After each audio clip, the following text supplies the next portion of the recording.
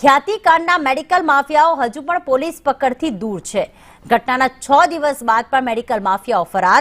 Director Kartik Patel હાલ ઓસ્ટ્રેલિયામાં છે। ઓસ્ટ્રેલિયામાં કાર્તિક પટેલ વેકેશન માણી રહ્યો છે, જ્યારે ડોક્ટર પ્રશાંત વજીરાણી હાલ 9 દિવસના પોલીસ રિમાન્ડ પર છે। ડોક્ટર સંજય પટોલિયા હજુ પણ પોલીસ પકડથી દૂર। સીઈઓ ચિરાગ રાજપૂત ઘટના સમયે હાજર હતા અને બાદમાં ફરાર થઈ ગયા।